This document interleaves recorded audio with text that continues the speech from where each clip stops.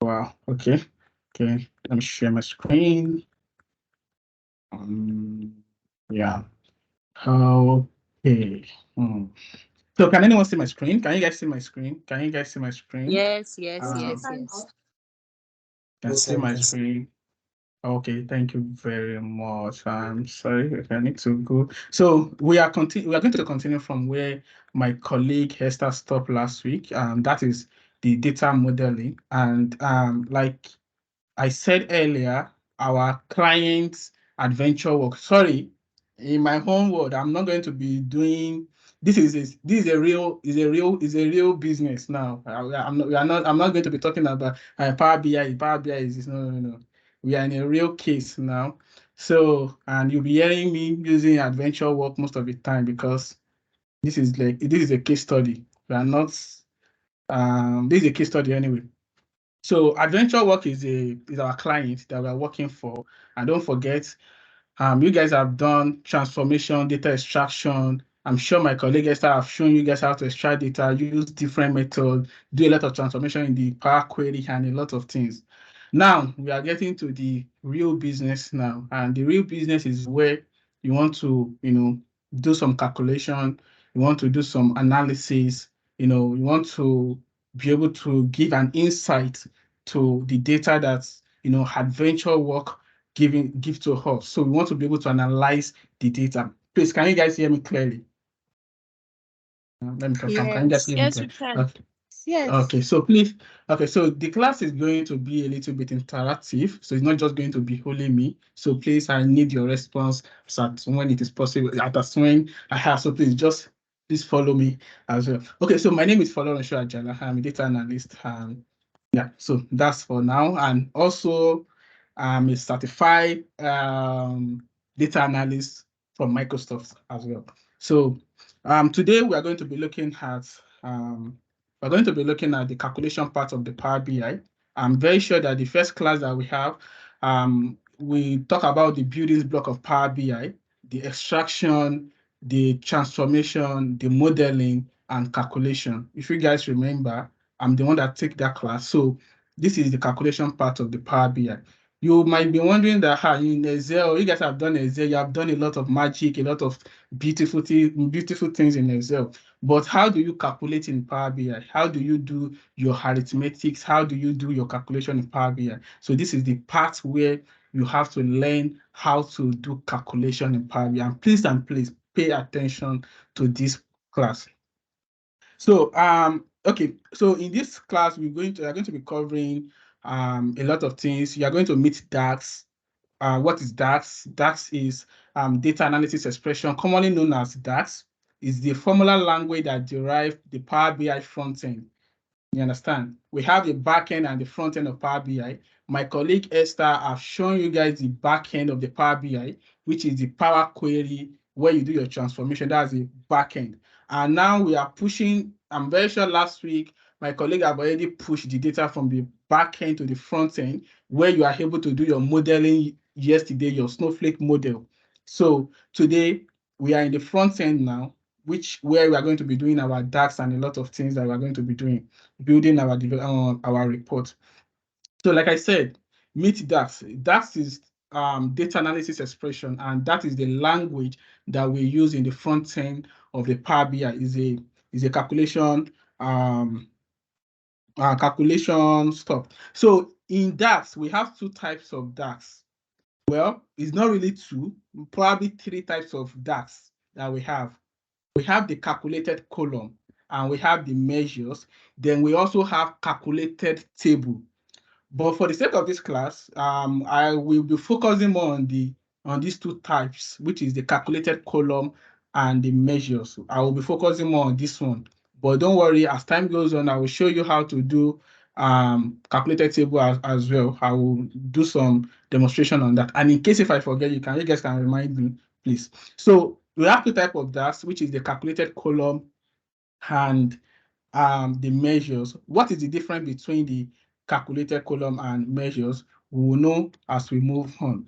So we also have the M versus DAX. DAX is M language. I'm very sure in Power Query, you guys have done some, they told you that the language that you use in Power Query is called the M language. These things are very, very essential because when you go for interview, these are the things they will be asking you in interview. What's the difference between M language and DAX? What is the difference between them? So you use M language in the Power Query while you use DAX in the front end of the Power BI. You can also use DAX in different tools like Excel, in tabular model, in analysis service. You can use DAX there as well. But these are just the you need to know the differences.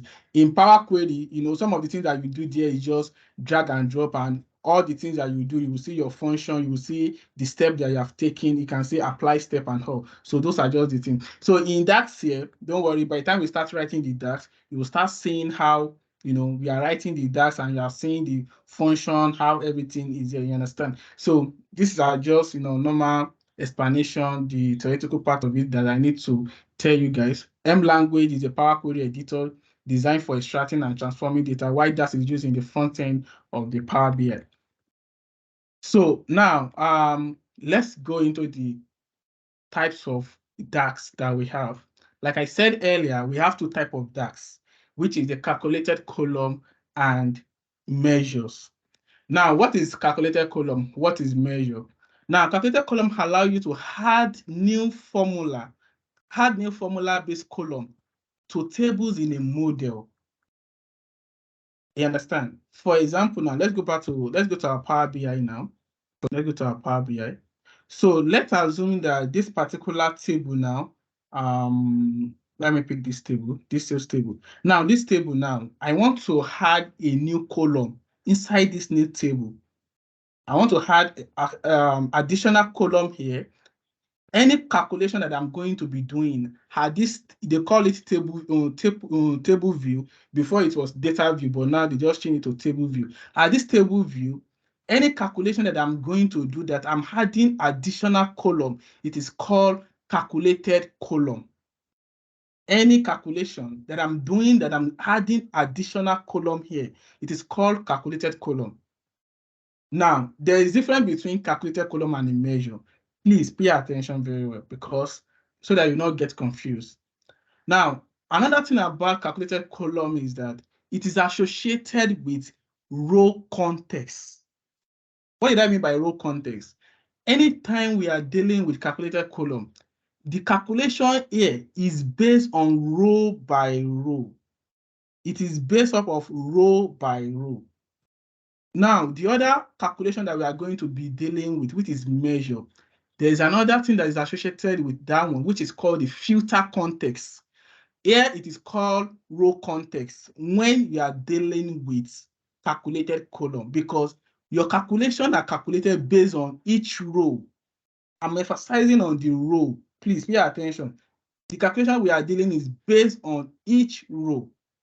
Now, let me do an example of a calculated column for us so that you can see. Now, let's assume that I want to add a new column called, I want to know, we have other quantity here. We have, by the time you filter, you will see 1, 2, 3. Now, let's assume that I just want to know, okay, I want to give a category of this other quantity. I want to say multiple and single. You understand? I just want to know the category. Okay, if we have order that are more than one, please call it multiple or bulk order. If it is single, just call it single order. So I want to do a calculation here. So now, how do you start with calculated column? Now, you will see from your table view. And another thing that I tell people is that anytime you want to do calculation, that you want to do calculated column, calculated table, or you want to use calculated column, most of the time you do it on the table view. You can't do it on the report view or on the model view. No, you can only do calculated column on the table view, because everything you are going to be calculating is in the column, and you are going to be seeing your result instantly. The moment you calculate it, you are seeing your result instantly, compared to measure that you will not see your result instantly. I will show you the difference between them. So now, let's assume that I want to calculate a column here. I'll click on new column. You can see the way I pick new column. New column. So okay, new column. So let's call this what should we call it? Let's just say bulk. Let's call it bulk order. If it is bulk order or not, you can just give it any name. So I want to say if what? If our order quantity,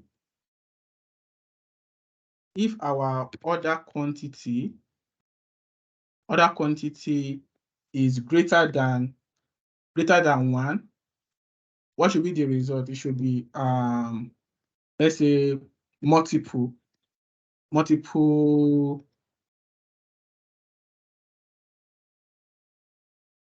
order. If not, it should be what? It should be single. Should be single. Then let me close this, then enter.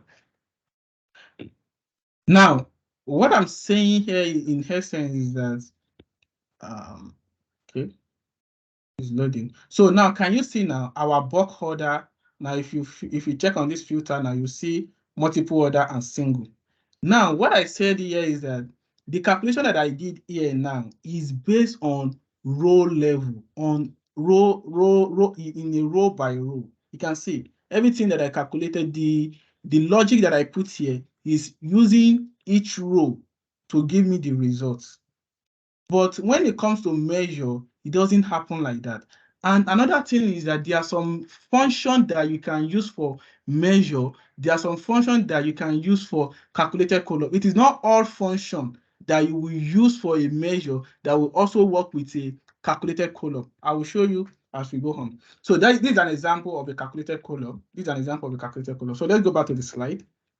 So our calculated column are generated for each row, you can see, and calculated column understand row context. They are great for defining properties on information. Another thing about calculated column is that we use calculated column for categorical value. We don't use calculated column for numerical value. Most of the time when we use calculated column are mostly when the value are categorical, like it is text. That is when we mostly use it. We can use it for numerical, but most of the time we use it for categorical value. So that is that. So let's move because we have a lot of things to cover. Okay, so that's just one of the examples that I did, using the if condition to do the multiple and the single order here. So that's just the basic idea behind that. So we also have the DAX measure on the other hand as well. So measures are DAX formula used to generate new calculated values. Like calculated column, measure reference entire tables or columns compared to our calculated column that we can from this calculated column now we can easily say that okay, this sales data quantity, we can use the logic here. Like I said, is on a row level that we are calculating this one. But when it comes to the measure, it doesn't work like that because measure is mostly aggregated. Is mostly aggregated function that we use it for. So, and it's going to return just a single value. And another thing about the measure is that you can see now that in our calculated column, you can see the result here. You can see the single. If I'm going to calculate a measure now, you will not see the results. Even if you are seeing the result, I am sure that the result you are getting is not going to be correct. Yes, it's not going to be correct because what you'll be seeing here is something different entirely. So let's see how, let's go back to the slide and see. So measure evaluated based on filter context, like I said earlier, which means they are recalculated when the field or filter around them change. So let me do an example of a measure for you. Let's do an example of a measure. So now let's assume that I am here now. I am here and I click on, let's go to, so let me go back to our report view. So let's do an example of a measure. So you can see now from the report view, you can click on new measure. Can you see this new measure? You can, if you want to do measure or you can also come to maybe any of the table that you are dealing with. You can see new measure. Can you see new measure here? You can come here to see new measure. Even if you come to the model view, you can see new measure here. So you can, access your new measure from any angle.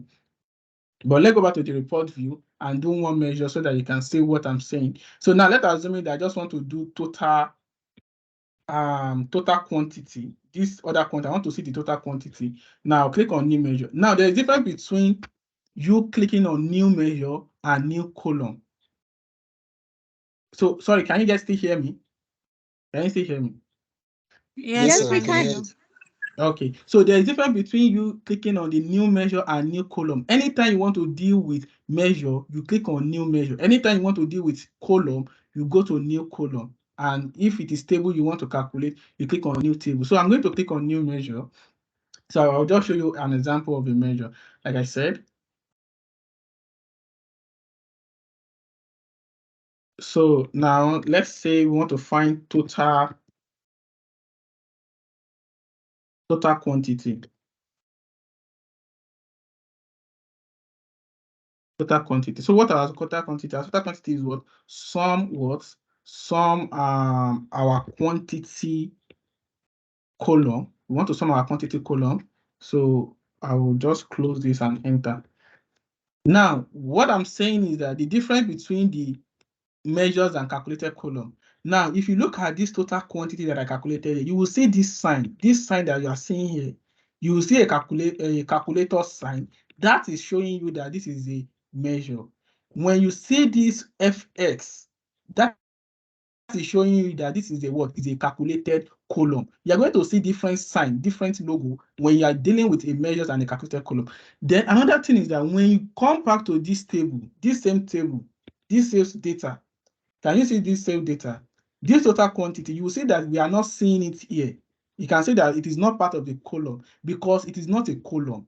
It is a measure. And like I said, you cannot see a measure until you make use of a visual. If you did not put a measure inside a visual, you cannot see it.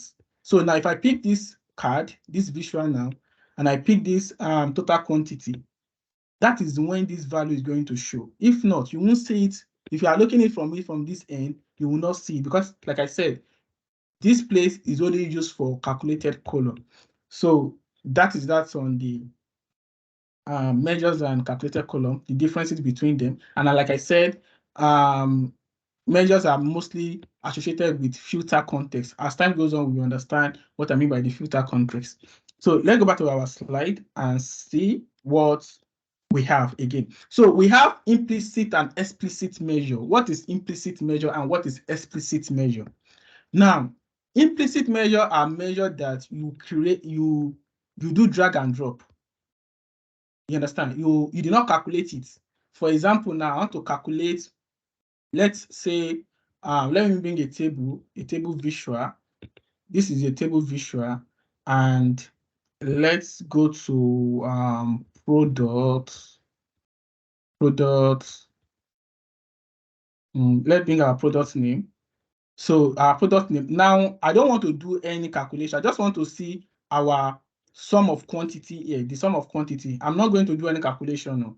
I want to see the other quantity. By default, I will just click on other quantity. Can you see that it's giving me the value? Now, this is the sum of other quantity. Even if I still want to see the average, I want to see the average of my other quantity. I don't want to do any calculation. I can still go ahead and come here, come to my, to my column here, then I will come here and change it. You can see I will change, I'm not doing any calculation. I will change it to average. Can you see?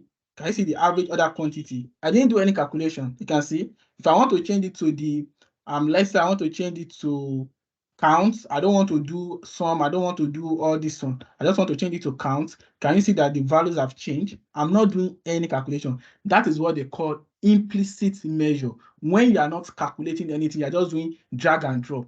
That is what they call the implicit measure. Now, the explicit measure, on the other hand, is the calculation that you create yourself. When you do 1 + 1 together, is a calculation, is a formula. You are doing 1 + 1, 2 + 2 together, you understand? That is an implicit measure. That is an explicit measure. Explicit measures are created when you actually write a DAX formula. and define a new measure that can be used within the model. So that is when you use the explicit, and I've done explicit measure for us, just like when I did the let me go back here. This total quantity that I did here, this is a measure. I'm using a function to call out the value for us. Now, you will say that what is the difference between the explicit measure and the implicit measure? Now, the differences between them is that, see, even the smallest calculation, sum that I can easily do drag and drop, I don't usually use it. I don't usually use the implicit measure. And the reason is because you cannot reference implicit measure again. You cannot make use of it again. I don't know whether you guys understand what I'm saying. Now, let me do an example let me show you guys something here. So I will click on this, my sales data now. Can you see this sales data? Now, I have my order quantity and total quantity. Now, let me show you guys something here. Order quantity, please pay attention. Order quantity. Can you see this order quantity? 84,000. Then this total quantity as well. Because most people doesn't understand this measure very well from the beginning, because those are the things that I struggle with to understand, and nobody even explained it to me. Like, this is how it is, this is how it is. So that's why anytime I'm taking this class, I always take students carefully, so that they will understand the purpose of a measure and the implicit measure. Now you will see that this value are the same thing, 84,000. Now I said this sum of order quantity, who can tell me, is it an implicit measure or explicit measure? This first one, who can tell me, is it an implicit measure? Which one is implicit? Which one is explicit? Here, anyone? The one up is implicit, and the one down is explicit. Thank you very much. Now, I said something that you say this is implicit measure. You cannot reference it again. You cannot use it again. But you say this explicit measure, you can reference it. You can still make use of it in your calculation, because there will be some time you want to do some calculation that you need to reference the calculation that you have done before. That is where the measures is important. Now, let's see the demonstration now. For example, now let's assume that I just want to do okay, I want to calculate something. Let's say I want to calculate something. I'll just click on new measure. I will click on new measure. I want to know total quantity for, let's say, total quantity.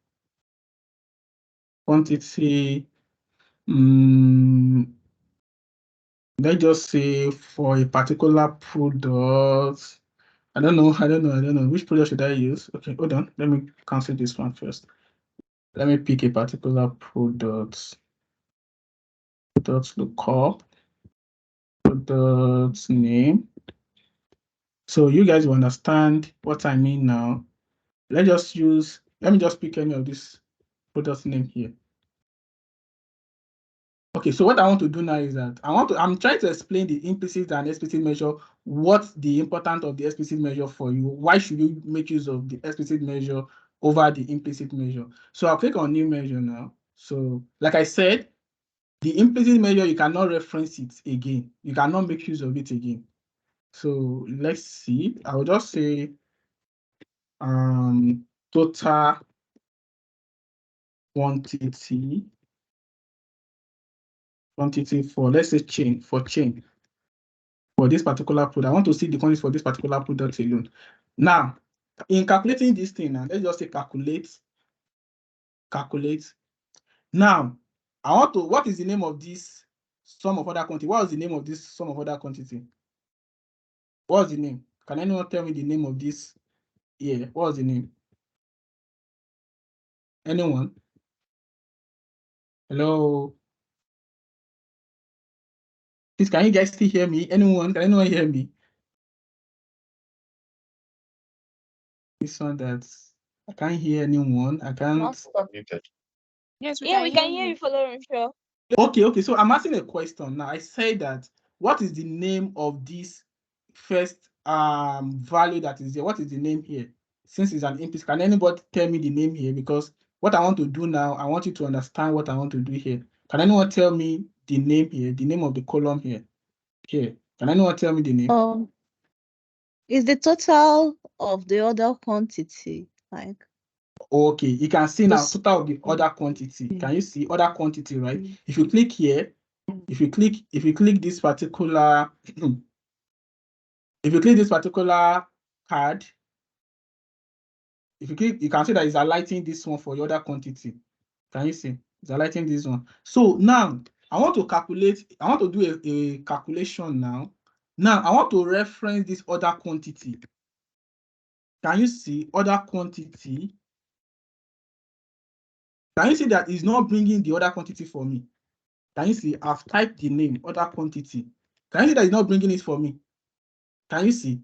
Now let me type total quantity. This total quantity, now let me type it. Total. Can you see that it's bringing the total quantity for me?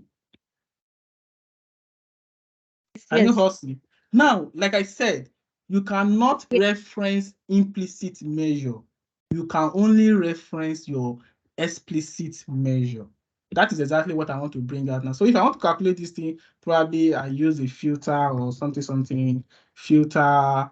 But don't let us even go to this part here now because you guys might even get confused. I don't want to confuse. The most important thing that I want to show you guys here is that this total quantity here is a measure. That is why it is showing up. If you are typing other quantity, it's not going to show up. So implicit measure will not be referenced. It's only your explicit measure that can be referenced all over again. Do you guys understand that part?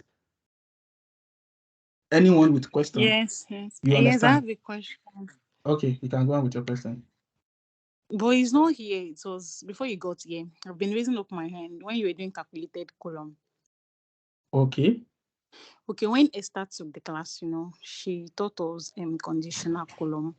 And then when you got here, then you also added a column and then you said calculated column. So I did not understand because you actually used if. So I'm like, why can't we use conditional column? Okay.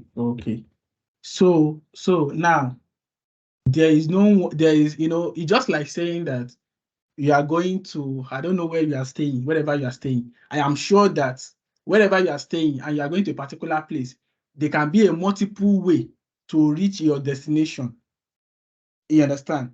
So the way you can do your calculation at the Power Query side, do some conditional column, does not mean that is not the limit that you can go. You can still come back in the front end to do some, to use some DAX function to maneuver your analysis as well. Probably there are some things that you have done at the back end that you feel that you might not even remember them again. You might not know that I'm supposed to go and do this thing at the maybe if I go to the front end, I need to do it. Now, when you come to the front end and you now see maybe your boss adventure work now call you, please, I want to see the bulk order. You understand? And they tell you that please don't do it in the Power Query. They might even tell you what they want. That don't use Power Query to do it. Do it with that function. You understand? So we are just teaching you multiple ways of doing things. It does not mean that this is one way of you achieving it. You can achieve it what I did here, you can achieve it at the back end. And if you want to achieve it here as well, you can also achieve it here. Is that fine? Okay. Okay, so let's move on now. I've explained what the implicit measure and the explicit measure is all about. We also have what we call the quick measure. What is the quick measure? Quick measure, anyway, is for lazy people. I won't lie. If you are lazy, you will be using quick measure, but I don't really use quick. Even with me, I'm even thinking Microsoft should they should even remove the quick measure. But there's one advantages of the quick measure. I don't really use it. I don't, because it's for lazy people. Anyway, if you don't want to be writing that's when you use quick measure. So how do you use quick measure in Power BI, in the front end of Power BI? So for example now, for you to access your quick measure, you can access quick measure in your report view. We are in the report view now. You can see quick measure here. So when you click on your quick measure, so you can see calculation and suggestion with Copilot. You see, this suggestion with Copilot is what I think I like about the quick measure. You understand? But like I said, it's still for the lazy people. So for example, now let's assume that you want to calculate let's just say, let's go to the mathematical operation here. Let's say multiplication. You want to multiply a particular column, you want to do your additions, subtractions, anything here. So you can easily use your quick measure. So here, you're not the one writing the dash function. It is Power BI AI that is generating the function for you. So base value is going to ask you for your base value. Let's assume that I want to multiply my quantity, this other quantity. I want to multiply it by what? By my price. Let's say by price. Let's say price. I want to multiply it. So you will say that Power BI will it will automatically generate the formula for you. You click on Add. When you click on the Add, this is a quick measure. When you click on Add, can you see? Power BI is doing it for you. You are not the one writing this is still an explicit measure, but you are not the one creating it yourself. It's a quick measure. You understand? You're just doing drag and drop. You understand? You're not the one doing the function, writing it yourself in your head. You understand? So that is the quick measure part. Another thing that I like about the quick measure is that you can tell Power BI quick measure that it should suggest for you. You understand? You can tell it that it should suggest for you. Why is this thing not showing signing into turn? I thought I signed in my account now. I did not showing. Okay, I won't be able to go to that route. I have to go and enable. I thought I enabled it before this class. I didn't know that it doesn't enable. Maybe tomorrow I will show you guys. So suggest with Copilot also work. So far that you guys are using developer account, you can go and activate it on the Power BI service. Then you can make use of this Copilot. Probably tomorrow, you guys should remind me. I will show you guys how to ask question, and the Copilot is going to give you a nice response. You understand? So tomorrow you guys can remind me so that I can show you how to do that. So that is that on the quick measure. You can make use of the quick measure, do some basic things here without stressing yourself and all. So you can explore this later on. Okay, so that is all. Any question on this quick measure before I move on? Do you guys have any question? Any question? Okay, if there's no question, then that means that we are fine. Okay, so you can see. I'm sure there's question, but they don't have Okay. access to mic, please. Okay, you can Hi, unmute the Ayodeji. person. I'm Okay. doing that. Okay, good evening. Ayodeji, bless Yeah, you. good evening. Good Good evening. evening. Follow, thank you for the section. So Okay. why when the class started, when Yes. you were taking calculated column, I don't Okay. know, I thought probably it was my own network. It was the screen was frozen from my end, so I didn't get that part clearly, and I've been trying to let you know that, but like Esther said earlier, the mic was turned off. I could not really click on the mic, so I don't know if probably at the end of the class you could just go back Okay. to it again, because Okay. it's Okay. going It's to fine. really obstruct us. Okay, it's fine. So no problem. Just during Q&A, just remind me of that so that I can go back. I can go over it again. Okay. So let's move on. So just a recap of the calculated column and the measure. Hello. Someone is speaking. Okay, go on. Yeah, I have a question. Okay. When you were doing when you went to the table column, but you told Yes. us that if it's not new measure, we won't see it in table column. But I think it was written. Is it the quick measure that was written in the formula bar? Sorry, I didn't get that very well. I didn't get the question. Okay, in the quick measure you did, Yes. that you sum up total sales, total quantity. It's not Yes. in it's not in table format, but is it the one in the formula bar up here written total column is equal to sum is equal to? Is it the Okay. quick measure? Okay. I think I get your question now. See, you can do you can do your new measure here. You understand? You can do your measure here. What I'm saying is that you will not see the results here. Do you understand? You won't see if I click on this now, if I click on this measure that I created here, this total quantity that I calculated here. If I click on, I'm going to see the function, the expression or anything that I did. But I cannot see the result is not showing here. Can you see total quantity here in this table? You will not see it here. Can you see?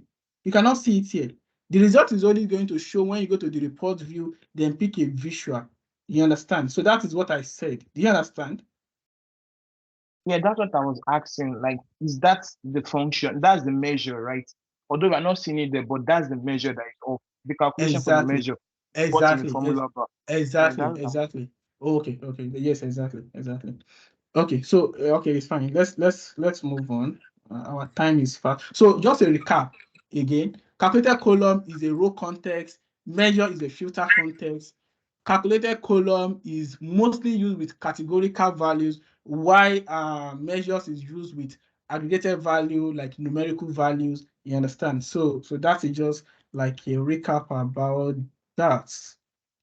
So another thing that I would like to say is that anytime you want to do your calculation in Power BI, like you want to do your measures, I always advise that you create a new table to achieve that. I'm going to remove all this one. So I'm going to say that you should create a new table to achieve that. And the reason is because it's just for orderliness and to make sure that your work is, because sometimes if you did not indicate the table in which your calculation should go into, Power BI will just, assign the calculation to any of the table. You're just going to assign it to any of the table.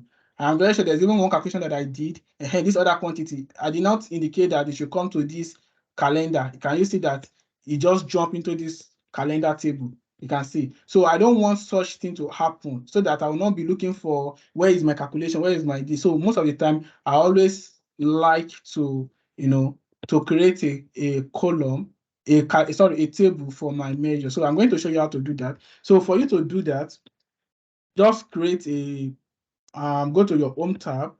Under the home tab, click on enter data. Can you see enter data? So now I'm going to name this as measure. I will rename it as measures. Measures. Okay, so I will click on load. So you will see it here now. So anytime I want to do my calculation, I will make sure that I select that particular table to do my calculation. So that's just something that you need to, so that it's just for like orderliness of your calculation, so that you'll not be looking for your calculation up and down. So you will see it here now. Can you see this measure 2? When you open it, the only thing that you're going to see there is this column 1. Don't worry, you will see now that it's still a table, but don't worry, we're still going to turn it to a measure. So I'll show you that one later. Okay, so let's move on. Let's go with our slide. So let me just move on. Okay, so let me explain a step by step how measures are being calculated, how we calculate it, just for I know that some of you guys are gurus already. I've seen some of you guys on the group chat that doing some wonders things with Power BI already, and we still have some people that are still novice. So we need to get to those levels as well. You understand? So let me break this measure down and how it's working, for us. So let's break the measure down for us. So like I said, for measures, anytime you want to create a measure, done coming. So let me go to my column here, my table here. So let me click on new measure. So let's see how measures work, how it work. Now, the first thing that you need to realize is that any measures that you want to create, or any calculated column you want to create, there must be a name. You can't just call it measure. Yeah, one thing is that you cannot have two names. You understand? Like measure again. No, you must give it a name. For example, now I want to calculate total order. You must give it a name. So after your name equals to, you guys know that already. Then now you want to use a measure. You call it sum. Can you see sum? Sum is what? You will see that up here, the function is going to tell you what you need to do. Can you see sum? Even if you don't know, for example, maybe you don't know what the function is. Let's say if. I want to use if now. If, can you see if? If you click here, can you see? It's going to tell you what if function is doing. It's going to tell you that check whether a condition is met and return one value if true and another value if false. That you understand. Probably if you don't know what the function is doing, before you go and select, you can go through it and read what the function is all about. Do you understand? So that is it. So now another thing is that some, when you are using the function, you are calling a function out. The function is to sum what? Now, one thing about Power BI is that, or DAX is that DAX is calling out when you are using measure, the measure is going to call out the table name. Can you see? Sometimes some function will tell you, give me a table name. Some function will tell you that give me a column name. Can you see what this function is telling us now? It's telling us that what we should give him a column name, because it is a column you want to sum together. Which column do you want to sum together? That is why it's telling you, give me a column name. You understand? It's not like I said that you do cell 1 plus cell 2, D2 plus D3. No, it doesn't work like that here. What you are doing here is mostly column name, table name. Those are the things that you're going to be dealing with here. So here, it's asking you for which column do you want to sum together. Okay, I want to sum the order quantity. You can type it. Can you see? Order quantity. You understand? Can you see? So you pick it, then you sum it up, you close it, then you enter. It's going to give you your total order quantity. You understand? So that is how the syntax work here in Power BI. Using that, you have to call the table name, the column name. You understand? So you have to be very, very careful when you are dealing with your measures as well. You have to be very, very careful. Okay, so let's go back to our slide. Okay, so like I said, your measure name, that is your total quantity. The function that you are calling out, sum, is asking you for, this is the transaction, which is the table name, the column name. You understand? So these are the things that you are calling out. It's not like I said that you are using D1, A1, D, you are using the cell referencing. It's not like that. So you are calling out the column name, the table name, and all. And pay attention to the function that you are using as well, because some function is not always like that. Some function will tell you that give me the table name first, then before you go on to other things that is being required from you. Okay, so we have some basic operator, some DAX operator, just like we have it in normal mathematical expression in Excel, normal, our basic math. We have the plus, the minus, the multiplication, the greater sign, the less than, all these things is also useful in Power BI. You can do 2 plus 2 in Power BI. Nobody is saying that you cannot do 2 plus 2. You can do 2 plus 2. You can do 3 plus. Mostly everything Excel can do, but you can do it in Power BI. You can do greater than, less than. You understand? So these are the DAX operator. Some of the things that we use. Then we have the text and logical operator. We have the ampersand. I'm very sure you guys are familiar with the concatenate and is it ampersand? Okay, sorry. I'm using ampersand. Concatenate. Yeah, I think concatenate is also ampersand in Excel. So it's the same thing. So you can use the concatenate function, this symbol, you can make use of it in Power BI as well. Don't worry, as we go on, we will use 1 or 2 examples. We have the double pipeline. Double pipeline is just for or statement. If you want to do give me this, or if something is, you understand, instead of using the or function, you can make use of the pipeline, and you have the in as well. So as time goes on, we will be making use of the and condition, the double pipeline. Like I said, double pipeline, this double and is for and statement. You can see create an and condition, you understand, and condition.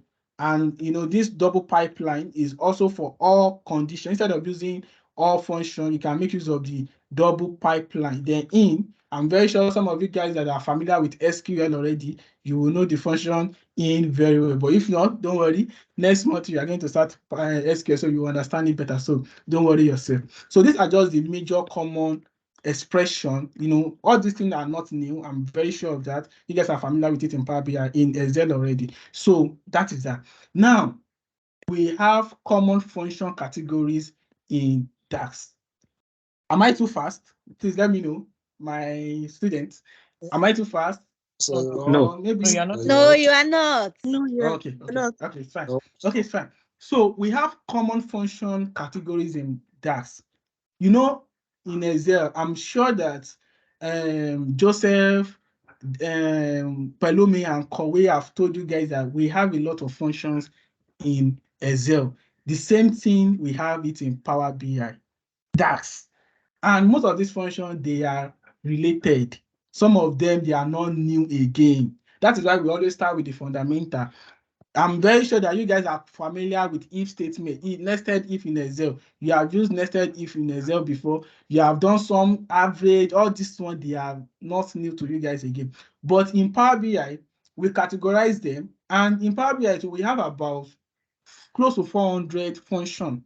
And most of the time, what this function, you might not even know all of them. It doesn't mean that you don't know DAX or you don't know Power BI. Because in real life, in real scenario, it is just maybe some of the few of the functions that you'll be using on a daily to day activities. You understand? But the fundamental part of it, just know it very well. That is just it. Know the fundamental. If you know the fundamental, you see all those advanced ones, you can always get to learn them when you are doing more projects, and that is why we advise that, you know, as you finish this class, try to do more another project. You understand? So here now we have some common function categories in DAX. We have the math function, the logical, the text, the filter, the table function, date and time relationship. We have all these functions. We will not be able to cover all the functions, but I can tell you that we will look at the major one that we normally use, at least on a daily to day activities. You will use sum, you will use average, you will use if, you will use switch condition, concatenate, in all those ones. So we are going to be looking at some of the major function, that the common one that they use on a daily to day activities. So that's what we are going to be covering in this, you know, in the next module. So we'll be looking at some of the functions together, and we'll do some practical aspect of them. So we'll start with the basic maths, which is the, you know, that's the major one. The basic maths. I'm not going to say much on this thing because you guys are familiar with them on Excel before. Sum is to evaluate sum, average, looking for average. Average is the same thing as mean, max, minimum, divide. You know, all this one are, you know, you guys are familiar with it before. We have the counting function. The counting function, like I said, I don't want to be explaining all this thing over and over again because you guys know them already. Count, they tell you in Excel that count is used for numerical value. Count is used for, you know, non-numerical value. When you have probably an empty cells, you know, you want to count everything with numbers, you can use your count. Distance count. You guys are familiar with all this thing already. So let's not, you know, spend much time here. So adventure work. Now, they gave us a small task here. So I got a message from Diane. Diane is a senior data analyst working for Adventure.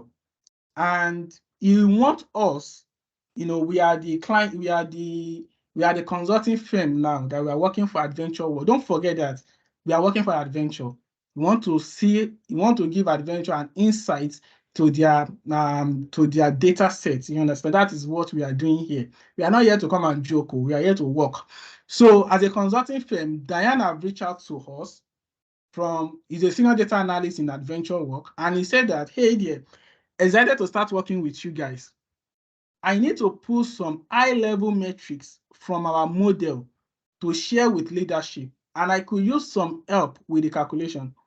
For now, could you please create one measure to calculate the total number of distinct customers, and a second measure that we can use to calculate return rates, that is quantity return over quantity sold.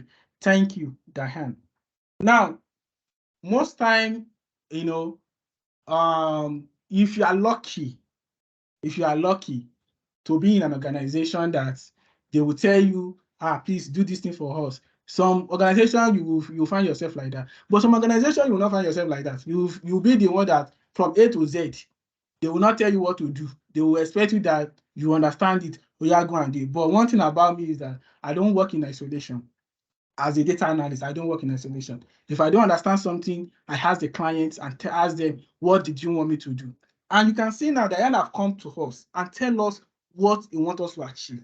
You cannot just give me a data set and tell me to go and start analyzing, and I don't understand what I want to do. It doesn't make sense to me as a data analyst. Even if you say that, you know, I have the knowledge, you should still be able to communicate with me what you need me to do with your data. You understand?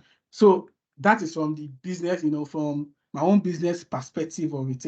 So Diana reached out to us and he has already told us what she wants us to do with the data. So now, can anyone tell me what Diana said we should do here? Anybody? Anyone? Can anyone tell us what Diana said we should do? The instruction is on the screen. Anyone? Hello, sir. Yes, I can hear you. Yes, I can hear you. Yeah, that we should calculate the total number of distinct customers. Okay.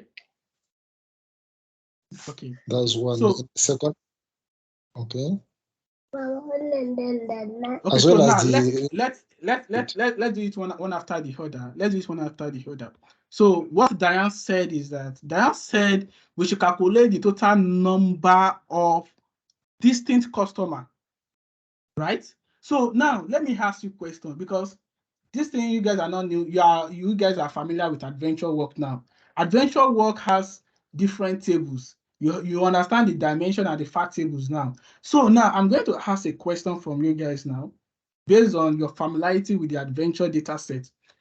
If I'm going to calculate the distinct customer, where am I calculating it from? Which table should I calculate the distinct customer from? Can anyone tell me?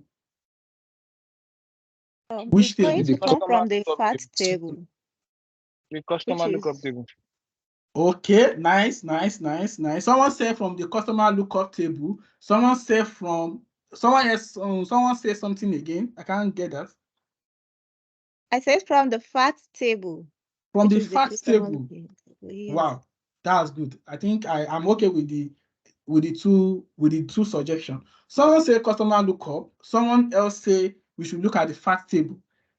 Well, both of you might be right and you might be wrong. But now let's look at it again. If I'm going to calculate the distinct customer, you know, I want to know the number of customers that, you know, that really transact with us, that really do business with us within the time frame that was given to us. You understand? Now, if let's go to our table view. Is it table view? No. Okay, our table view. Yes. Let's look at something here.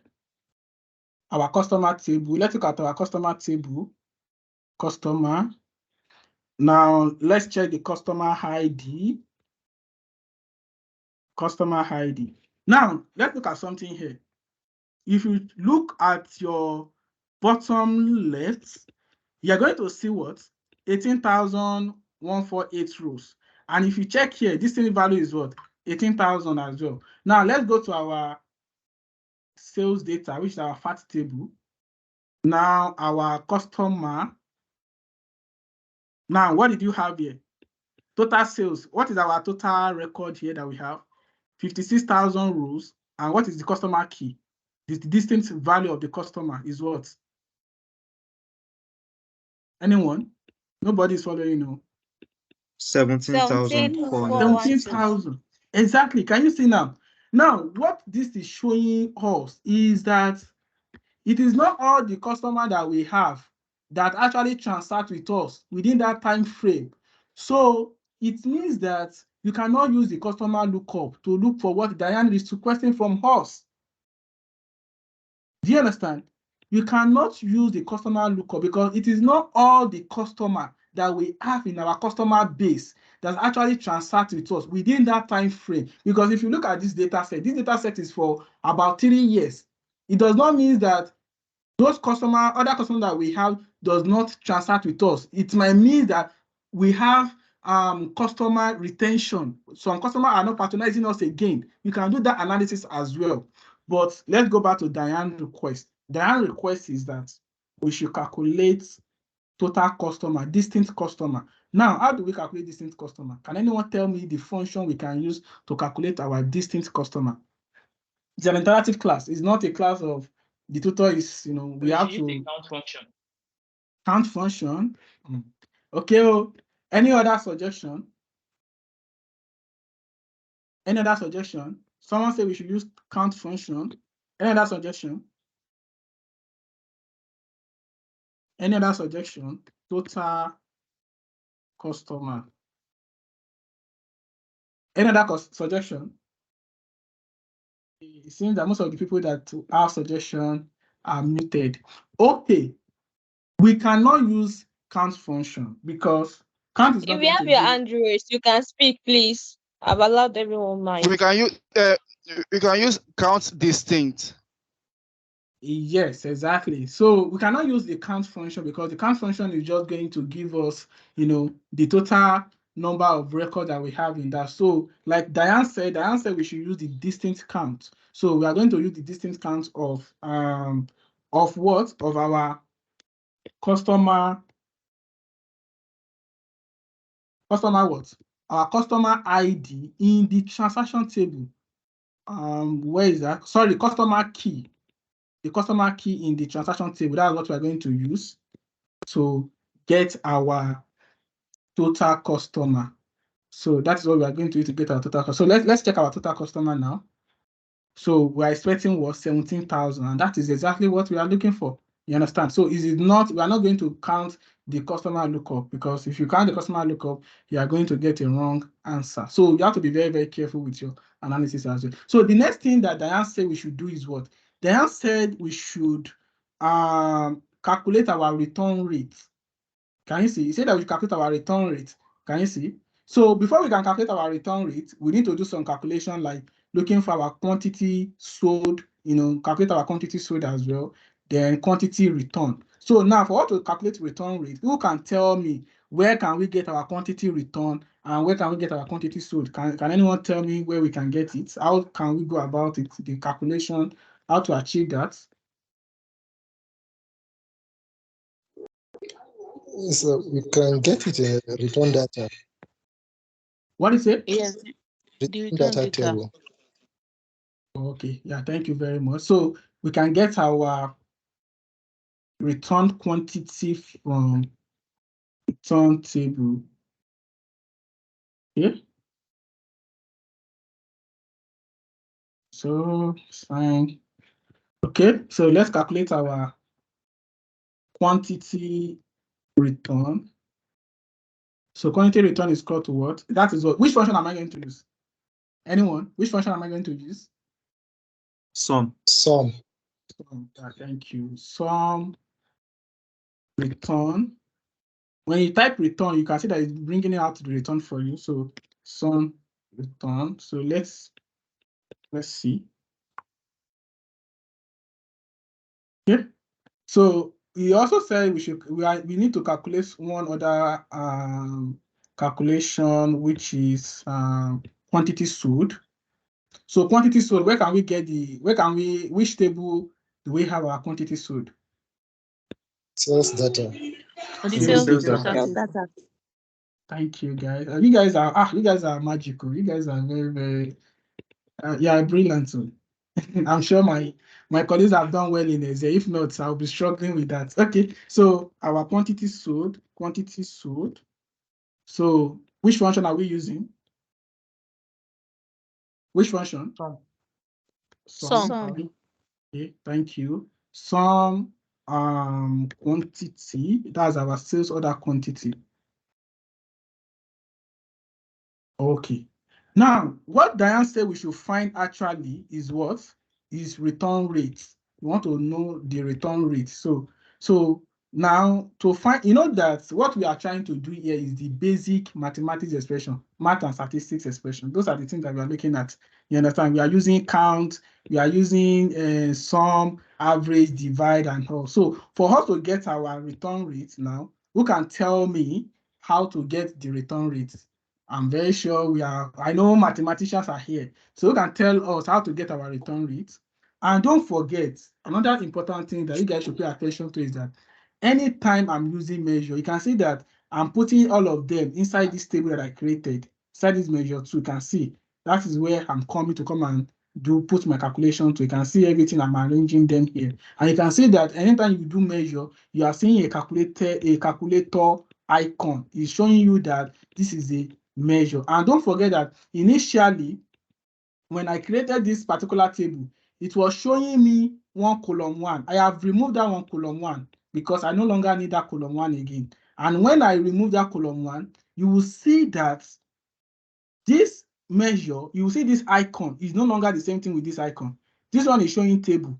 You can see that this one is now showing what? A calculator, which is showing you that this is a measure. You understand? So I just need to explain that to you guys. So now, who can tell me to get our quantity, our return rate? How do you think we can get our return rate? Anybody? Anyone? Return rate, how can we get it? Return rate, anybody? Return rate. That should be quantity returned divided by quantity sold. Okay, let's see. Quantity. Now, you will not see something. I told you guys something earlier that you can only reference what? Your explicit measure. Don't forget. You can see that the moment I type quantity return, it's bringing it for me. Why is it not bringing quantity this thing for me? The other quantity that we have inside the table is not bringing because it is not an explicit measure. I hope you guys understand. See, before I understand this thing, like when I was struggling, because I didn't even have the people that even take me my first Power BI class, they didn't even explain all this thing. They just, they will assume that if you know Excel before, you will know it. That is it. So please pay attention to all this thing, because as time goes on, if you are doing it on your own, you will not be, how does this person get this thing? I'm not achieving it this way. You understand? So please pay attention. You can see now that this thing is coming up because it is an explicit measure. Can you see? So you say quantity return divided by what? Quantity sold, right? It is what you guys said, though. If you did not get it right, it is not me. I'm following you guys rule. So let's see. Let's just pick one product name. Let's just put product name. Let's change this thing to product name, and let's see our return rate. Let's see quantity sold and return rates. Let's see. Okay, so I think we got it. So let's just format this thing. Let's format our return rate to percentage. So if you want to format, you can come here. You can see this up. You can just format to percentage. Just change it to percentage. So this is your function, your calculation. Can you see? So this is our return rate. Can you see? 2.17. Can you see? So this is our return rate. So that's fine. That's fine. Yeah, well done, guys. You guys are awesome. So I think we have answered Diane. So we can now go back and we are good to go send Diane the report and tell Diane that, oh, Diane, no, I am not a guru, a data analyst. This is your work. And Diane will be happy with you. You understand? So that is that. So these are the calculation that we did and all, So this is just the outcome of, this is the result. So now let's go on again. We have the basic logic function, we talk about the basic mathematics like sum, that's what we did here. Then do some, divide and all. So we have some basic logic function as well. We have the if statement, the if error, switch and all this one. They are not new function to everyone here. You guys are used to this function in Excel very well. I think the only function that you're not used to is the switch function. Don't worry, we'll look at what the switch function is all about. This switch function actually works like if statement, but you guys will see how you can use the switch function more and more. Okay, so now, like I said, the switch function is just like the odd one out of the logic function. So let's see how you can make use of the switch function. Let's see, I'll just show one example for us. So let's go to Power BI and see how you can use the switch function. Now, I'm going to ask you a question. Sometimes I said that it is not all function that can work with measure. And sometimes what we do sometimes is that we inscribe function inside function. We will do some function, we will put some function inside another function just to to manipulate and that is the essence of that. That is for manipulation. We use that for manipulation. Now, like I said something that anytime you want to do with categorical value, you cannot use a measure. Anytime you are dealing with categorical value, you cannot use a measure. You understand? So for the switch now, I will go to the table view. Now, the person that asked me question about calculated column, this is another opportunity for you. If you are still on this call, this is another opportunity for you to learn about calculated column. That's why I don't want to answer it the other time, because I know I'm still going to come back here again. Like I said the other time, the calculated column are column that, you are trying to add additional column here. Now, when you are dealing with calculated column is based on row context, because calculated column is going to be calculating for you based on row by row. It's not going to calculate for you the way measure is doing, because what measure is doing is what? Is doing aggregation. And measure is going to return one value for you. It's going to return what? Just one value. But because of the filter context, that is why you can able to use measure that at the end of the day, you will see that you are getting different values because of the filter context that is associated with it. As time goes on, we understand more on the filter context that I'm talking about. So now for calculated column, I said that whenever you want to add a categorical value, like I mean categorical value, like you want to add something like text, you use calculated column most of the time. That is when we use calculated column. And like I said, calculated column are based on row level, on row by row. You understand? So now I want to do an example of a switch statement.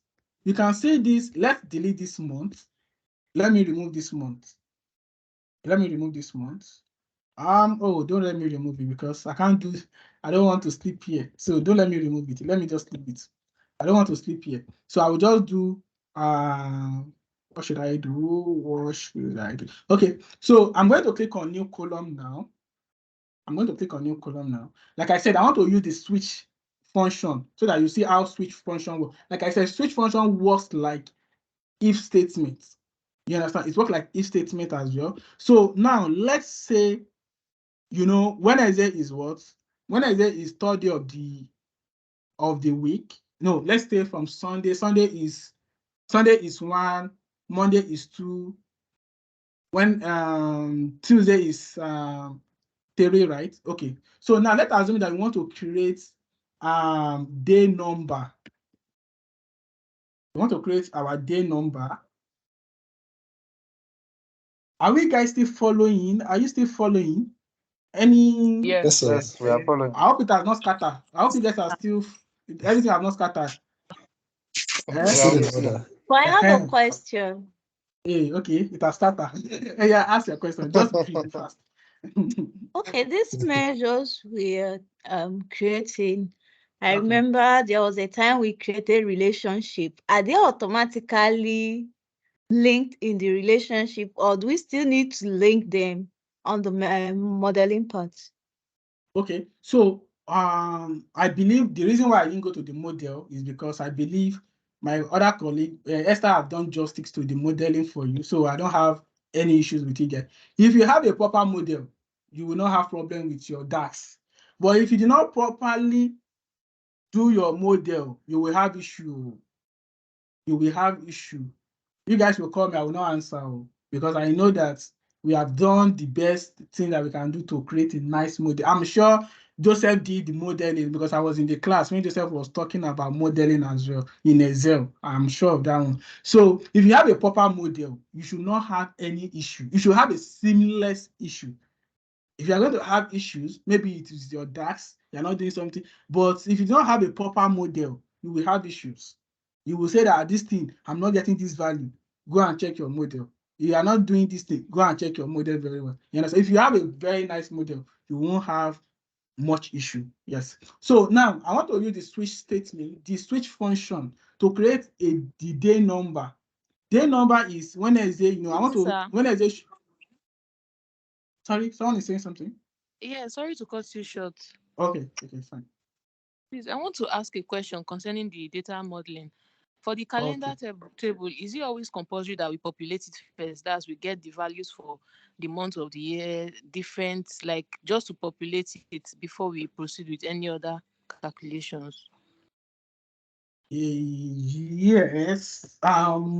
One thing is that a calendar table is very, very essential in any analysis, because unless it depends on the data you're working with anyway. I won't say it is compulsory, but depending on the data you're working, if you're working with a numerical data and it has to do with like especially sales, anything that has sales is a trend. You want to know, how things have been done in the past years, so that you can do prediction. You can tell your organization that, oh, this is what you're expecting them to do. This is based on your existing info. Because if you don't have time, you don't have dates, calendar, you won't be able to do trend analysis.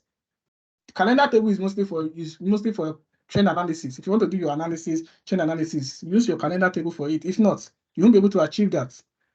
Is that fine? Okay.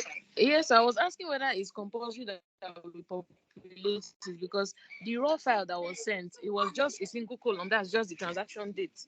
But subsequently, she now asked us to, that's Esther asked us to populate it ourselves. Guys, include the day, the month of the year, the quarter, and the rest. So I'm asking, is it compulsory that we populate it to that extent before we proceed with any other analysis? Okay, so now this is the illustration that I will give you. You understand? It's just like saying that what you're supposed to do now, you did not do it. Now you now move forward. You now remember that I need to do something before now. You're now going back to go and do it. You understand? That is just the thing. Because there's something now. You see all these things that you're saying, this start of quarter, you might not have populated it, but when times comes, clients now tell you that, oh, please, I want to see start of month with other quantity. You will now say, I've not created it, so you now go back again to go and create it. You understand? It is not in all scenario that it will be like that, but it is always advisable that you have all these things created before you start your calculation. Do you understand? Yes, thank you very much. Yes, it's fine. Okay, so now, like I said, I want to use the switch function to do this. No question for now again, no, please, no question, so that we'll not sleep here. So I want to use the switch function to switch Wednesday to what? Wednesday to what? Who can tell me? Wednesday to what? Anyone? To third. Yeah, good. So now I'm going to use switch now. Switch. Can you see switch is asking for expression? What is expression? What is the expression here mean? The expression here is talking about your column. Which column do you want to use? Which of your table do you want to use? That is what is calling the expression. Our expression here is what? Calendar what? Calendar day name. Because that is what we want to switch. Calendar what? Day name. Now it's asking for what? The value. What value do we want to switch? I will say comma. Most of the time I like to do this so that my work will be neat.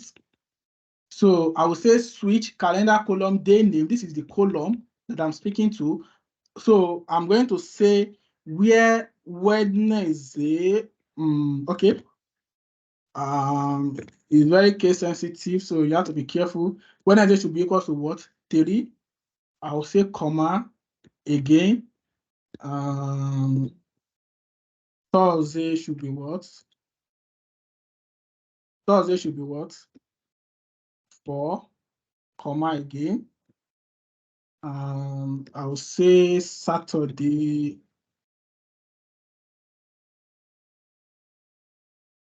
Saturday should be 6, right? Is it 6 or 7? I think Saturday should be 7. So comma again. Sunday should be 1. You can write it anyhow. Sunday should be 1. Monday. Sorry, sir. If Sunday is 1, Wednesday can be 3. Sorry, you say if Sunday is 1. Yes, Wednesday cannot be 3 because that Okay, would be make okay. Monday 2. Okay. Yeah. So that should be Wednesday should be 4, right? Yes.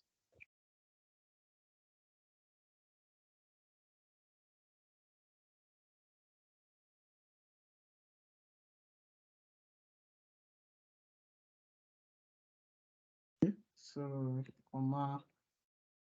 I think the last one is Friday. Okay, I still have to Friday. Well, Friday should be 6. Okay, the last one is that will be Tuesday. That will be Tuesday. Okay, so Tuesday. Okay, that will be 7. Right.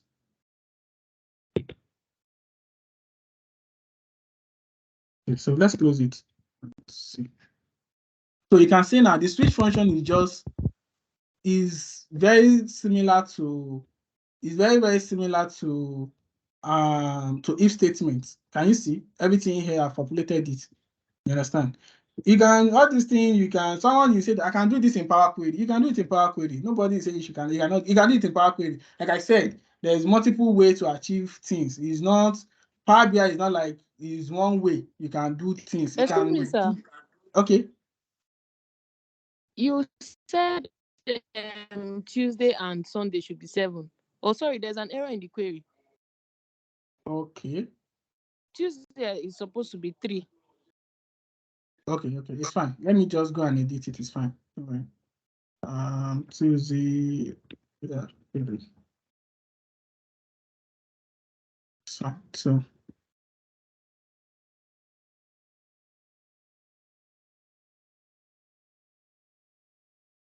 Okay, so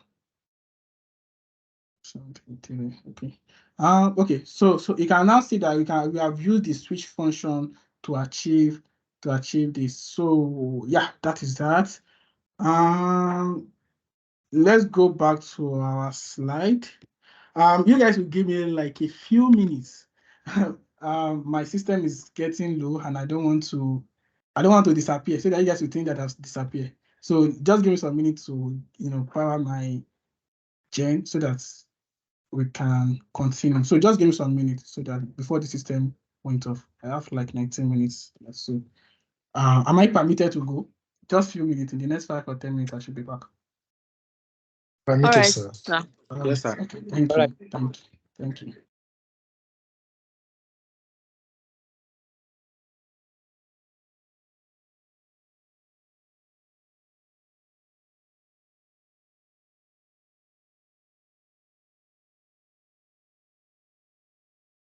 Why Flourish is not here? I'd like to inform us that the challenge is still on. Please, let's keep uploading whatever we are learning day to day on the social media, LinkedIn or Twitter. We still have more tickets to give away. So please, I saw that since the last class or Excel, the buzz and all the enthusiasts to like always uploading or updating people every day on what you are learning has really reduced. So I would like to like beg or plead with us not to relent, even without even any giveaway attached to it. This is actually a good thing to do on our part. It is good to like always share your journey online. You don't know who might be looking, you don't know who might be watching or who is following your journey, or who your journey itself is even motivating that, oh, if this person can do it, then I can also do it. Please, that's the little I have to say for now. The challenge is still on. Keep learning day to day. Don't just stop with what we taught you in class. Like that Florence is teaching right now. It's something that is very, very broad. I personally I call it a programming language for Power BI. It is very, very broad. It can't teach you everything in the class. You can still go back on your own time, your free time, to always research, learn more about it. Anything you don't understand, you can always ask ChatGPT or Bard or Bing. These AI tools are there to actually help us with our day-to-day activities. So in case you are feeling shy that if I ask this person this question, they might feel like, oh, what are you asking? If you ask ChatGPT, it will tell you, yes, I'm glad to help you. So let's not like relent in whatever we are learning. Anything we're doing at all is we're doing well. And I really appreciate everyone that's currently present in the class. Like we have just like maybe 35 people here in the class. and we have over 1,000 people on the Discord server, and the number of people here is just 35. So you guys are here are actually the real deal for us. As long as we are able to pass on knowledge to you guys, we feel we are doing well. We are good. Our purpose and our aim of giving back to the community, we are meeting it. So please keep updating your challenge online. It's not for us, it is for yourself. Most people, like I usually say very well, I usually use myself a lot for an example. The jobs I've had in my life that has to do with data analysis, the ones I usually apply for that I still can do everything, I usually don't get them. But most of my jobs usually come from referral. So please always post your challenge online, whatever you've learned daily. Don't relent, keep pushing. The sky is your starting point or your limit. So Folorunsho is back. Welcome back, Folorunsho.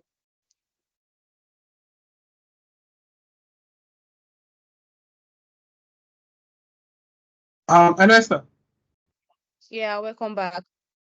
Okay. Sorry for that short break.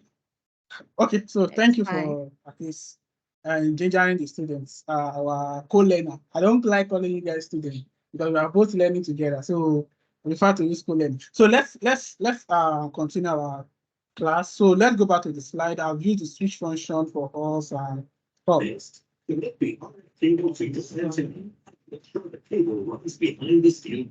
Okay, so now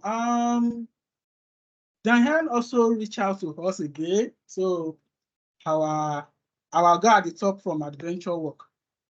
So he has also reached out to us again. She said, okay, from Diane, senior data analyst. Yeah.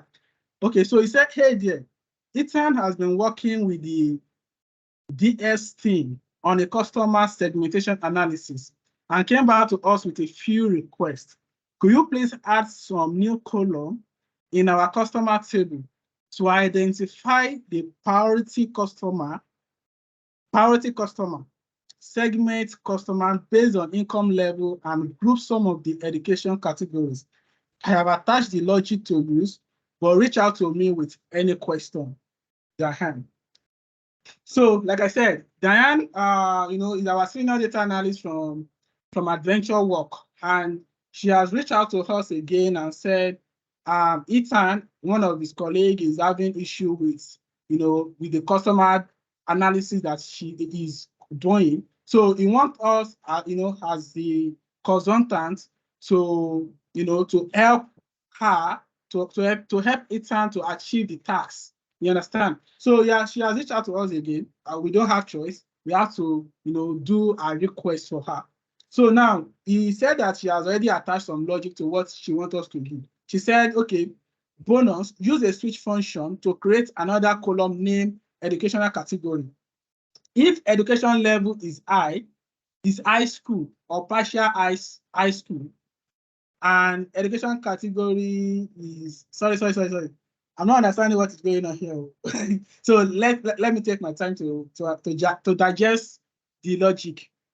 Okay, so it's telling us to create a new category, okay, which is education category, and it's saying that we should, if education level is high or partial high school, then okay, it's high school. Okay. So do we understand what Diane wants us to do here? Anyone that understands the logic here? Anybody? Does anybody understand the logic? Yes, I understand. You understand? Okay, so good. Since you understand, you will be the one that will tell me what to do. Thank you. I don't know the person name, but he will be my helper. Hello, can you hear? Yes, sir, we can hear you. Yeah, yes, I can hear you, Thank you. but I will. Okay, so based on the request, we are going to our customer lookup. So what Diane said we should do is that, so who can tell me which of the DAX are we using, measures, calculated column, calculated table, which one are we using? Anyone tell me which one are we using?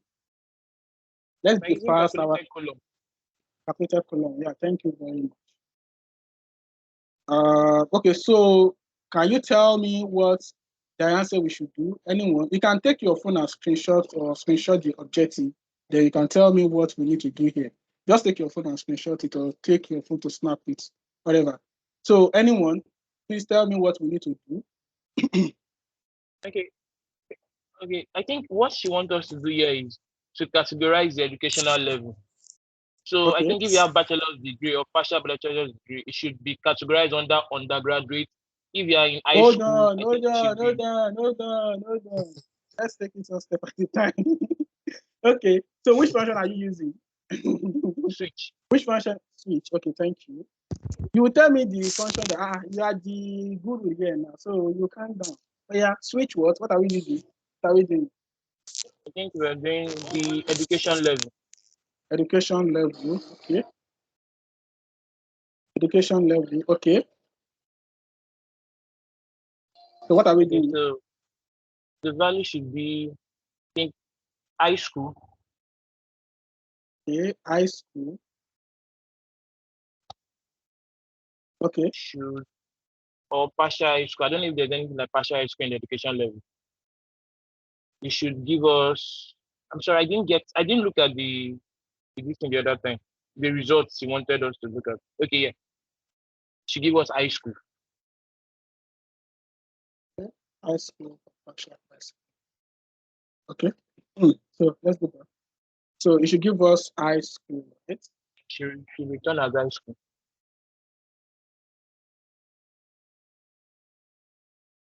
Okay. Then the next one should be bachelor's. Sure.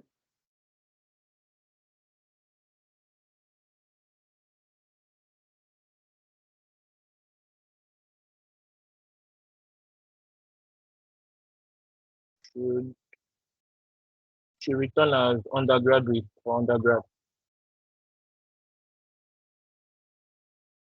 Okay.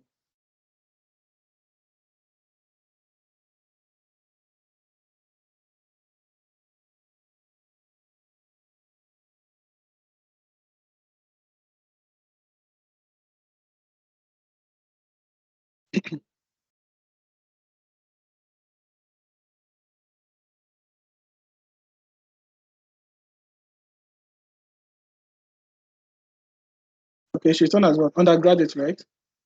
Yes.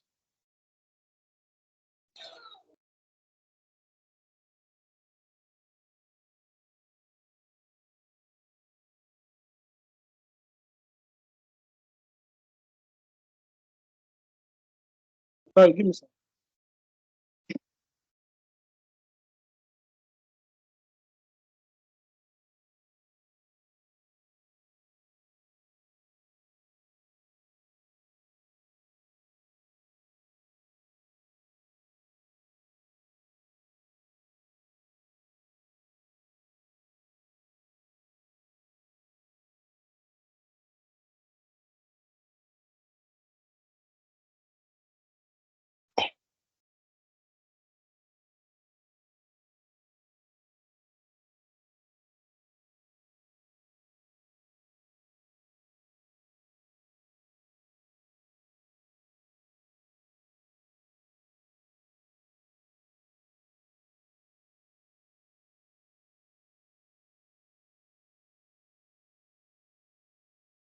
Okay, sorry. Okay, so let's continue. If high school, if bachelor is that bachelor is undergraduate, right? No. Yes. Okay. Then I think last one should be, I think, graduate level also. I think probably can you just go back to? Just help me to screenshot it so that I can snap it so that Okay, I've done.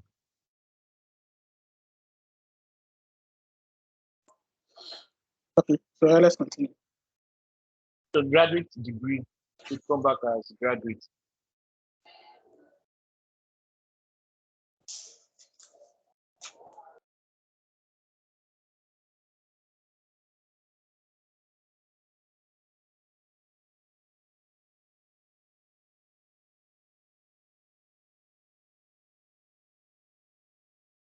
Is that what? Yeah, those I think those are the three categories she highlighted. Hold on. I think she said partial. Okay, yeah, I was asking if there was anything like partial in this thing also. Are you asking?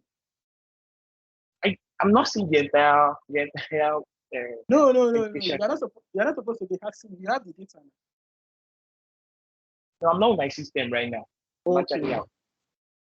I think it's partial high school, not partial college. Partial high school, there's partial high school, there's I think in the distance she wrote partial high school, partial graduate, partial bachelor's. Okay. Wait. There's partial college. Is there no partial No, college? partial high school, partial high school. There is partial high school and partial college. Partial college Okay. belongs to the bachelor's and The undergraduate. bachelor's, right? Okay. Yes, So I know that. there is partial high school for the high school category. Okay. So Okay, partial high partial school high is school what? should come back as high school. High school should come back as high school. High school.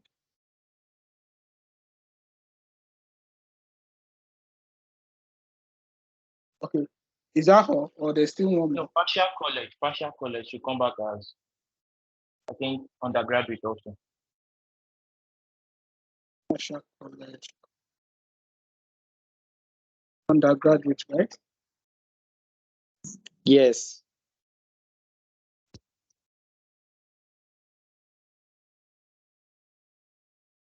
Okay. That was all right. I think yes. So we are expected to have categorized. So you can see now. So you can see now we have it and we can just cross check. We have graduate, high school, and graduate, right? I think that's what she wants us to achieve. Yes, that's what she wanted. Okay. So now you can see how you can use that to do some data manipulation. All these things that we are doing here, you can still do them in PowerPoint because someone will ask me, why are you doing it here? Why can't you do it in PowerPoint? But maybe the information has not been given to you as at when you are doing your data transformation. But you just come here and someone is telling you to do, you can easily manipulate it, do it here instead of going back to the PowerPoint to go. But if you want to go back to PowerPoint to achieve it, it is still fine. Nobody is saying that you should not. But if you want to master if you want to master DAX, you have to be using DAX. Only because one thing about Power Query is that Power Query will make you lazy. The Power Query is easy to do. You understand? So, but if you want to master that, I will employ you as a beginner, as novice, and maybe I know some people here are experts. As you can just to master your DAX knowledge, you can keep on using all these functions. But if you do not use this function, it is easy for you to forget it. Then that is just one thing about it. It is what you know, you know. So now let's go back to so we have achieved Diane request, and these are the solution. This is the solution to it. Equation switch, you can see the solution to it. So that is that. Okay, so we also have some text function. Though there are some things that we see out there. This is just if statements and all, but I'm very sure you guys are familiar with it already. So I won't stay too much on the if statements right now. So we have the text function, just like we have it in Excel as well, where you can do your left, concatenate, upper, lower, left and right, substitute and all. So you can do all these things. So we got another message from Diane as well. So let's see what we can do with the next, because we have very short time. So yeah, so we have another request from Diane. Diane is a senior data analyst from Adventure Work. Yeah. So okay, Diane said good morning. Yeah, according to when you send the message. Hoping you can help with a couple quick update to the model. Ethan want to make the month abbreviation all caps to make them more readable in our report. You understand? And the product team asks us to break out the SKU category into its own field, which we can define as any character before the first hyphen. Sorry.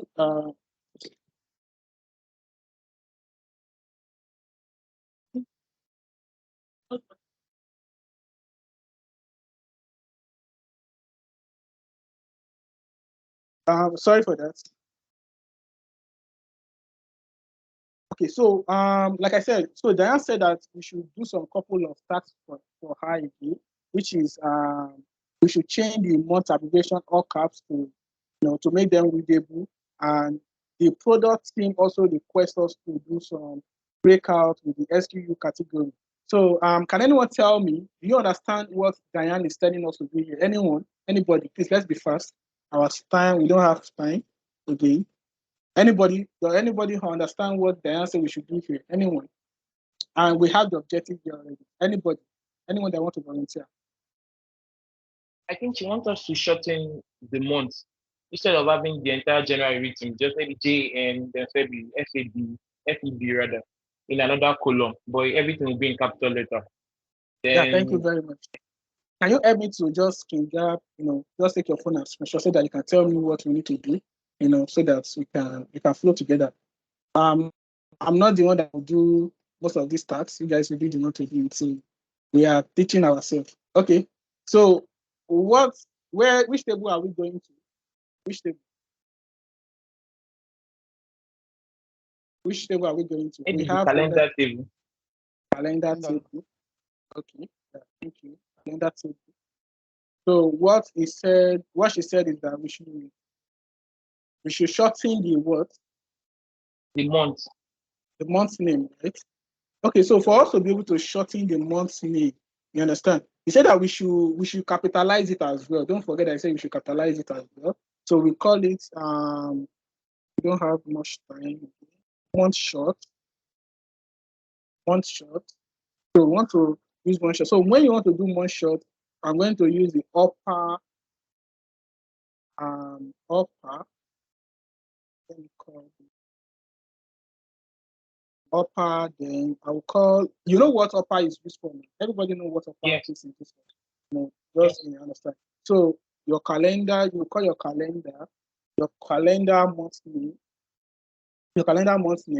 then the number of characters that you want to extract. Can you see the number of characters, which is 3. So can you see now? So this is what she wants us to do. We should capitalize everything so that it will be more readable. Can you see? So this is exactly what she wants us to do. So she also said we should do what? Anyone? What does she say we should do again? She said we should do something else. What is it? She said we should create a new column in the product lookup, table name, SKU category, to return any number of characters before the first hyphen in the product SKU column. So for us to be able to achieve this, so that is the product. Can you guys still hear me? Can anyone still hear me? Yes. Yes. Okay. Yes, sir. Okay, so what she wants us to do is that she wants us to extract the first 2 letters. Can you see? The first 2 letters in the product SKU. And he said that, we mentioned something before. He said that we can define any character before the first hyphen. Can you see? So that is what she wants us to do. So she wants us to extract the first 2 letters. So what we are going to do now is we will go to new column. Since we want to extract the first 2 letters of that particular column, so we can call this one SKU category, right? So now, for us to extract the first 2 letters, to extract any first 2 letter, which function do we normally use to extract the first? Like, if you want to extract from the first 2 letters, which function do we use to extract? Anybody? Left. Thank you. We use left. Use left. You call out the column or the column you want to extract, product SKU, right?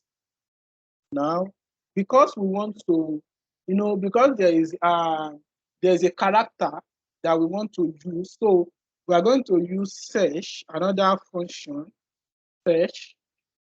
So we are going to tell search. You can see search is what? Find text. What are you searching for? We are searching for what? For the hyphen. We are searching for what? For the hyphen. Can you see? Comma. Now, it's asking me for where can I find this hyphen? Inside the product SKU. inside the product SKU, can you see inside the product SKU? You understand? So it's asking me for the start position and all. This one just close it. Then you are closing this search. You understand? You are closing this search. Now we are going back to the let function that is asking us. Now for this left function, now the remaining function, the remaining syntax that is left is number of character. So we are going to say -1 here, because what you want it to do is just to subtract one from the character that we want to search for. Then you should give us anything that is left over. You understand? So that is what we want to achieve there. Then we enter.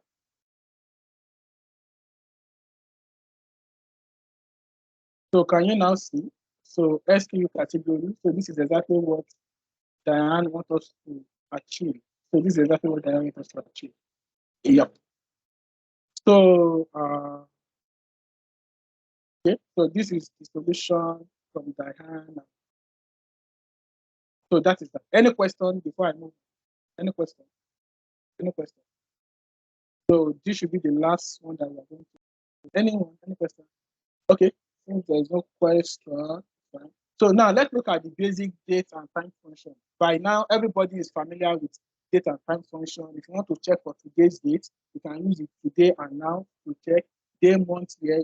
You all know how to do all this. I'm sure that there was a time in Excel that they taught you guys how to do date function. It's the same thing in Power BI. You can see that when we are using left in Power BI is the same thing as left in Excel. And uppercase in Excel is the same thing as uppercase in Power BI. So there's no difference between them. So today, we want to check for all those functions. You can also find them in Excel. So let's quickly do this last task. Last task. Yeah, let's quickly do this last task from Diane. Then we call it today. Then I will answer your question. Answer question. Then we'll continue from here to now. So Diane, okay, Diane now. Everybody is familiar with Diane. This Diane is our senior data analyst from Adventure Work. So he said, hey, here, super easy one for you. He's telling you that this task is very simple and it's very easy. That's what he said. He said the customer segmentation project got me one thing. If there are any interesting pattern or insight based on customer age, could you please add a field in our customer table to extract only the year from the birth date field? Thanks, Diane. Did anyone understand what Diane is requesting from us? Anybody? Diane said, could you please add a field in our customer table to extract only the year from the birth date field? So what did Diane want us to do? Can anyone tell me what Diane wants us to do? She wants us to bring out only the year from the birth date, because I think in the customer table we have all their dates. That has the day, the month, and the year. So she wants only the year in a particular table. Okay, so you understand. So that is what Diane wants us to do. She wants us to just extract the year. And for you to do, the year is a function that you can also find in your basic date, time, and you can also find it here. Understand?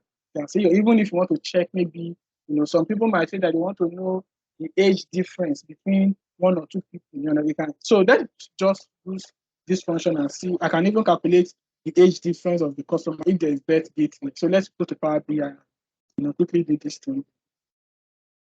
Time house. So let's quickly look at it. So let's go to our customer look. So we have our birth date. This is the birth date. Now what Diane wants us to do is we should extract here. So who can tell me what is the process of extracting this here from here? Who can tell me the process? What did I need to do first? What's the first thing to do? Anyone? What should I do? Anyone? Let's be fast. Time out. Anyone? Nobody? Everybody don't go sleep. What's happening now? Hey, can you guys still hear me? I hope I'm not talking to myself. Yes, we can hear you. I think we open a column. Okay, a column. Thank you. So after a column, what was the next thing to do? What's the next for thing? me, I will actually use right. I'll extract the year using right function. How is that possible? You want to extract, The you want name to left. use, okay? And do you think that's the best function to use? Who can tell me any other function apart from right? Who can tell me any other function? Who can tell me any other function? Anyone? For now, I can only think of using right. I don't know if there's Who another can tell question I me? can. Thank you. You have given me any other person. We have about 40 people on the call now. So any other person that can tell me function to use apart from right? Any other person? The best function that you can use here to extract the year from the birth date. You want to extract this birth date. You can tell me the function to use. Any other function apart from right? Any other function? Hey, nobody. We will fight you. Okay, so don't let me waste. Caroline, yeah, you can go on. Caroline, you can speak. Caroline. I think Caroline. You can go on, Caroline. Okay, nobody. You can use the year function. Exactly. You can use the year function. Thank you. The year function is very, very straightforward to use. You understand? You can use the year function. You understand? Just click on year. When you type here, just it's asking you for the date. Just type birth date. You see. So close it. I know you can use right function, pressing dimension, but year function is the best to use it. So you can see you have extracted the year. It's very, very easy. Another thing that you can do here is that, for example, maybe you want to find the age. Let's assume that you want to find the age difference. So who can tell me, I want to find the age of this customer. Can you tell me the function to use to find the age? Anybody that can tell me. Anybody that can tell me. Just surprise me. Which function do you think we can use to find the age? Can anyone tell me? Function. What is it? Today function. You will use today's function, but we use that's not the function to use. So for you to find the age, actually you will use today, but the function you will use is called date if. Date if, yes. You are going to use date if to find the age difference. You understand? So now you say that date if is asking you for dates, it's asking you for the date one.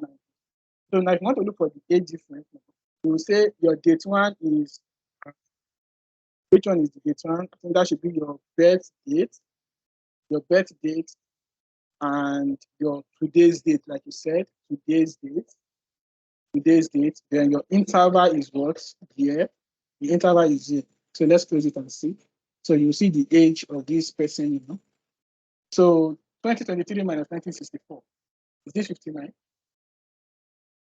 Can anyone do the calculation with your phone or with your head and everything? Is it correct? Is this age correct? Is the age correct? Nobody's asking. It's talking. Hello? Hello, can you guys still hear me? Yes, we can hear you. Yes, you can hear you. So I said, is the age correct? It is correct. It is correct. It is correct. Yeah. So you can use your date for, I know some people, a lot of people have come to my DM and said that they want to do age difference. They don't know how to calculate it in Power BI. They don't know how to calculate it in Excel. It's very, very simple in Power BI. Anyway, I'm a Power BI person. You understand? So I love Power BI. It's very, very easy and simple to do. So you can easily get your age, your year, and anything that you want to achieve. So that is the end of our class today. I hope you guys love the class. We'll continue from here tomorrow. So I will open I'm open for questions. Let's just answer one or two questions so we don't keep people online. I know some of you guys are going to church tomorrow, and so we don't want to keep you guys waiting. So we always keep to our time. So just in the next 5 minutes, let's answer one or two. Any person? Question. If you have question, Esther, please send it to me. Have question.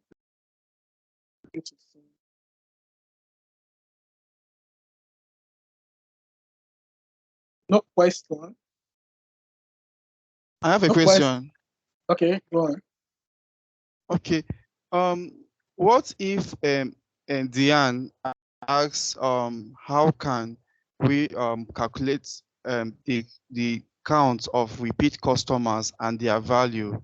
We have customers that patronize Adventure Works just once, and we have those that patronize and they repeat and they come again.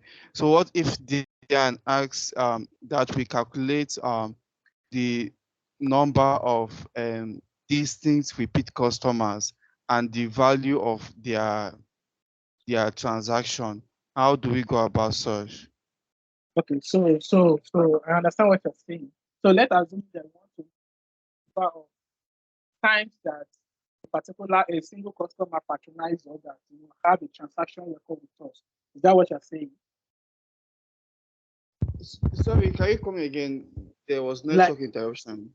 okay, so what you are saying is that you want to know we have, okay, let me go to our transaction table. Let me go to our transaction table. So if you check this record, we have 56,000 record. 56,000 record here. Now, what you're asking me is that now you want to know how many times a single customer patronize, how many records does a single customer have? Is that what you're asking me? Yes, for single customers that came more than once. Yes. Okay. So How many of such customers do we have? Single customers that came more than once. How many of such customers, that is the account? Then what is the value of the total value of transaction from repeat customers, that single customers that came more than once? Okay. So, well, I think now let's go to. I'm sorry. Can you mute yourself? Your background is quiet. All right, okay, Leipzig at Rangers. Shane Rangers. play. Please, mute yourself. Oh. Please go on. I've muted the person. Okay, Ayodeji, please take notes. You are in the class. Okay, thank you. So now, for you to achieve that, maybe you want to know the number of times a particular customer patronizes us, or you want to know how many transactions the person made. So you can easily go to your, let's say, you just want to do like let's just go to our, what should we use? Order number. Okay, let me use order number. Then let's just do a rough estimation. Don't summarize count. Let's use count. Okay, so now you can see from here, from just my drag and drop, you can see now that this is the number of times that this particular customer patronizes us. Like the number of record that this person have. This person, yes, is patronizing, transact with us 3 times. Let me do something. So now this Mr. Fernando Bang, he have a transaction of 64 transaction with us, followed by Mrs. Ashley, 61 record. This is how you can do this thing. So we can use a calculation, a dash function, to do the count of the number of transactions for each customer here. So you understand? I don't know whether I answered your question. Maybe this is Yes, you answered. Okay, sorry. Any other question? Any other question? There's no other question. Then yes, thank Okay, you, guys. please, question. I have something to say quick.